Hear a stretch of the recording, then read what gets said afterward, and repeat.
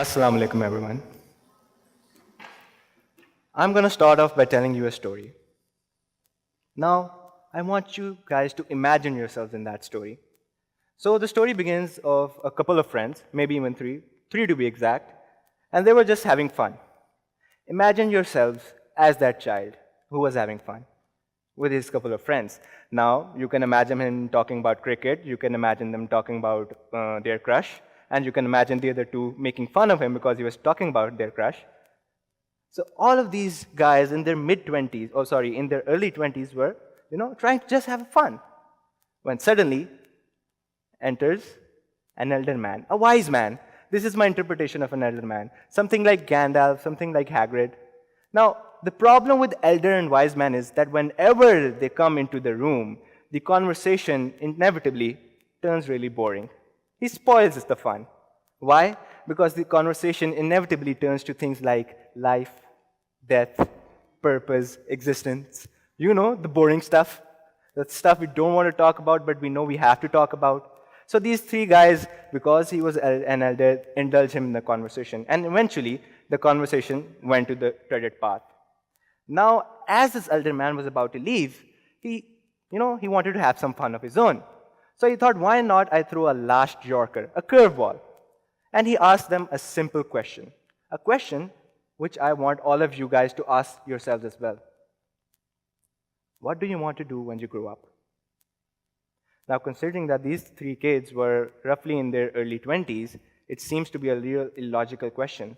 It seems to be a real illogical question for most of you here because we're practically grown up. And considering if you are in your early 20s, that's a really confusing age. Your father might want you to get a job because you're about to graduate. Your mother might want you to get married. My mother did. She's laughing right now. So you want to get on the bandwagon with your friends to go to a university. And you also want to change the world. But the thing is, you're also very lazy.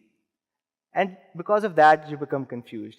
And in that confusion, although this is a really simple question, you hesitate with your response. Now, imagine these three kids giving their responses. It might be something like the first one says, I am a good cook, so why don't I be a chef? The other one says that I know I can sell stuff, I dress nice, I can do marketing or advertising. You can imagine the third one to be some of a nerd, the mathematics, economics, physics types. So he goes on and says that, let's say, I want to make the economic policies of Pakistan. After hearing the responses, the elder man laughed because he knew he had him in his place, all of those in the place he wanted to do. And as he was exiting the room, he gave an alternate proposition. He says, why not just grow up to be human? Why not just be human? It threw me off. This story throws me off every time I sing Look in Your Faces, it throws you off as well. And the problem with elder men is when they make an intellectual slap across your face, they tend to leave the room. So you revel in the existential crisis yourselves. After hearing the story, practically I got into an existential crisis myself. So I thought about this question a lot. I thought about the first time I was asked the question what I wanted to be when I grew up. I guess we would all agree that we must have been asked the question when we were in kindergarten, in nursery, in prep. And do you know what our responses were back then? We instantly gave those responses. I want to be a doctor, I want to be an engineer, I want to be a policeman. But we almost always added an additional qualifier to the statement. We said we want to be a doctor. Why? Because we want to help others. We want to be a policeman. Why? Because we want to protect others. We want to be a teacher. Why? Because we want to teach others. In reality, whatever our dreams and aspirations were relative to the benefit of others. In reality, what we wanted to be when we grow up was compassionate. In reality, what we wanted to be when we grow up was human. Becoming a doctor, becoming an engineer, becoming a teacher was just a mere process of it. Now, as we grow up, we have been stripped away of our childlike innocence. I'm not here to debate about why. Let's just say it's the complexities and harshness of life. But I'm here to tell you about the result. The result is collectively as a society, we keep ourselves first and everybody else second. And what happens that is we become stricken with the disease. The society becomes stricken with the disease, and that disease, I say, is lack of compassion. And my friends, That lack of compassion is true poverty. Now you may ask, Musa, why poverty? Why is lack of compassion poverty? Well, it's poverty because we see poverty in a very unilateral sense. We see poverty as a lack of food, lack of shelter, lack of clothing, but it's also a lack of heart, a lack of soul, a lack of purpose. These are the two intellectual sides of poverty. But if we boil them down, isn't it just lack of compassion? Because when you aren't compassionate enough, you don't think of the next person. You take more than you share. And as a result, you create a hunger of needs for many, but a hunger of unending wants for yourself. That is why lack of compassion is true poverty. And that is my aim, to fight this lack of compassion. My story starts 3 years back as a sophomore at LUMS. Me and my two good friends, Huzaifa and Qasim, we weren't such a good friends back then. I barely made it to the motorcycle, as you can see. So Huzaifa came to me and said that he wanted to do something. Actually, Huzaifa's mom had been arranging a Dastarkhwan in her home for the last 25 years. So he could see a lot of hungry people coming to the Dastarkhwan and not having enough food. But on the other flip side, we as part of the privileged class used to go to a lot of restaurants, a lot of parties, a lot of catering events, and we used to waste a lot of food. Now that's a great conflict. Now when he told me the idea that we should do something about it, I was immediately on board. But the fact was we didn't know what to do because it hadn't been done before. So we got really confused. We researched into it. We researched into the logistics, the mechanics of how we're going to procure food from one end and deliver it to the other end. And the process, I realized it had become more mechanical. Again, stripped of compassion, stripped of the humanity of it. So in the frustration, we got onto Facebook and we did this. We went on to MS Paint and wrote Rizq in the spur of the moment and put it on Facebook page. We put our numbers on the Facebook page and said that if anyone has any excess food left over, just give us a call. Overnight, we went viral. We had 2,000 to 3,000 likes, and the next day, we had our phones buzzing. So what we did, whenever a call came, we bunked our classes, and we went from one corner of the Lahore to another. And what started as a result was an incredible journey. We went to slums, we went to meet different people, we went to meet different kids, and all of these kids and individuals pour in compassion to the process. All of these children,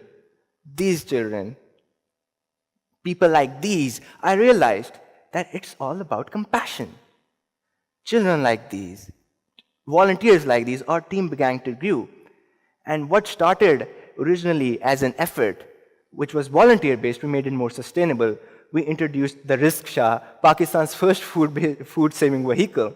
And afterwards, we went even more bigger. Even today, I say that Rizq is the result of the compassions of all of you people involved. I claim and I agree to this fact that I haven't put in as much effort in this venture as you guys have. And today, after 3 years, a venture that eventually started as 3 kids going on their own cars collecting food is Pakistan's first social enterprise, first social business, not just a charity, a social business catered towards the poor. And we have saved of around 30,000 kgs of food, feeding 160,000 people from food that otherwise have been gone to waste. And we have also channelized a lot of philanthropy as a result. But it is you guys who kept me going on. We graduated, man. When you graduate, there's a lot of problems, especially when your father, your mother, and your peers are going to pressurize you to do different styles, to explore yourselves. And that was the case with me. But what made us go on? The first thing is your compassion, but the second thing is the gravitude of the problem. The condition in Pakistan is that the gravitude, the situation of food security is really gray. 1 in 2 Pakistanis is food insecure. Around 40 million children are malnourished.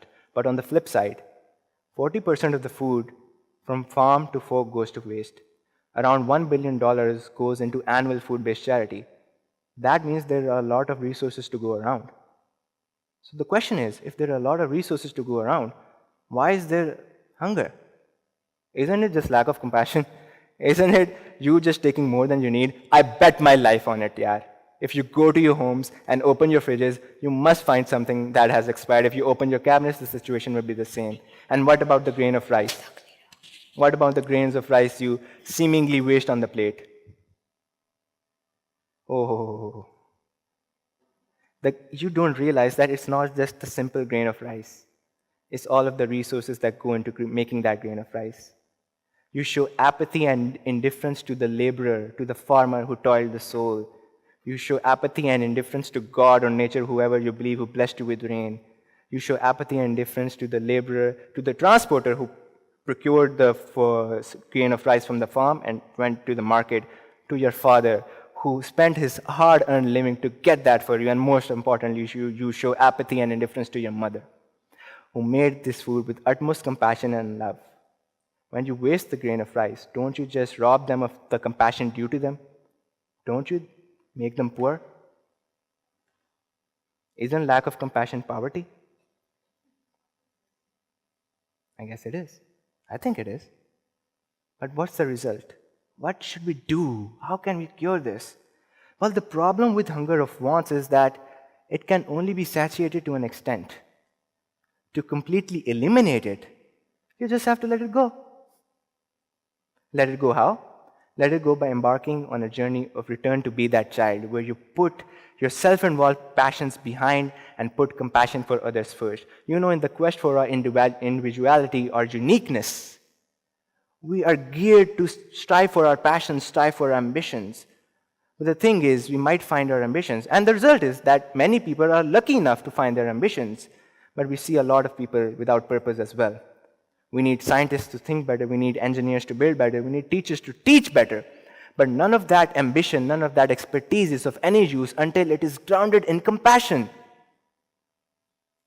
Remember the story of the three kids? They did just that. They realized their ambitions and made them compassionate. They realized their compassionate ambition. That is the first step. All of you need to realize your compassionate ambition. I'm not a wise man. I'm just 23 years old. If the only thing I can give away to you is, guys, the purpose of life is just this. Find what you're good at and do it for others. The first child, remember, he wanted to be a chef? That is Huzaifa.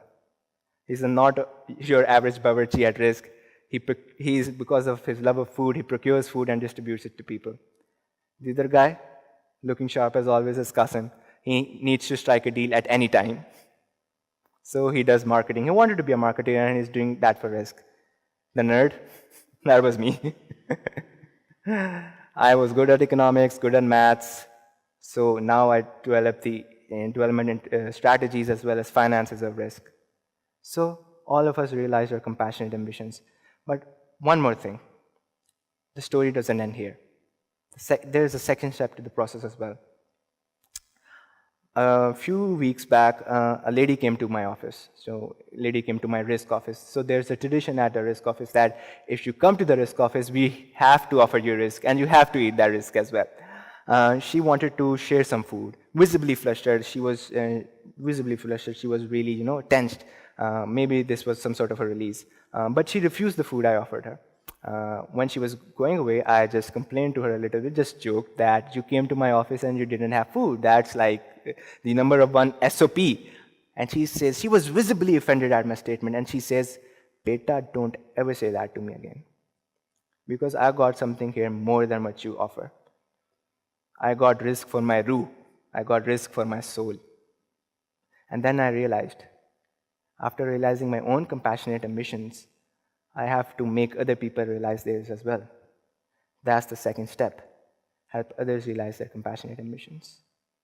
And I'm thankful to these two idiots who gave me the chance to get on the bike with them and helped me realize my compassionate ambition. So that's just the solution to the two-part problem of lack of compassion. Now, this. Lack of compassion, you can cure it by realizing your own and helping other people realize theirs. And this order is really important, guys.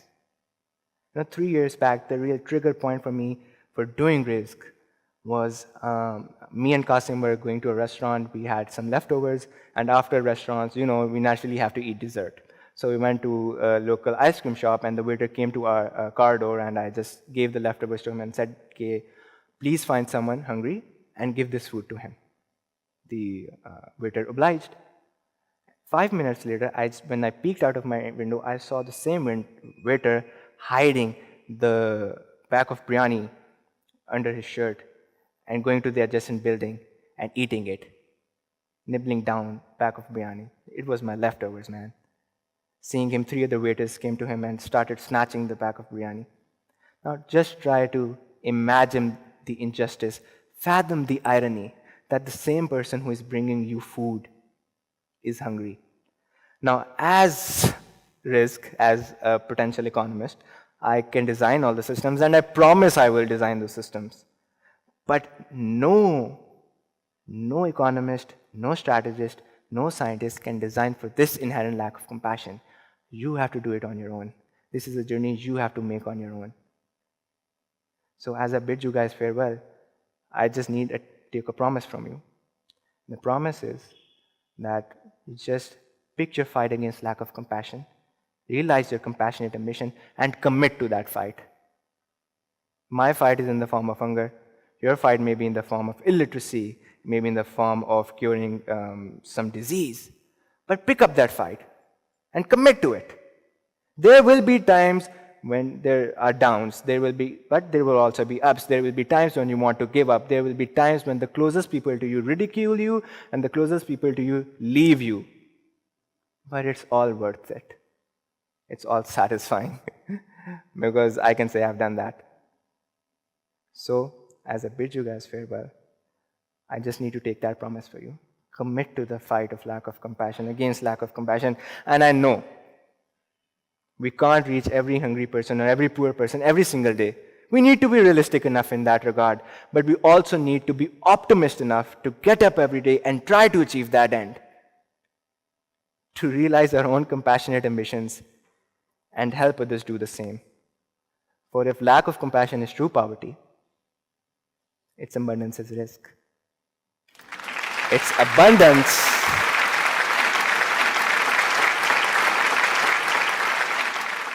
abundance is what you call human.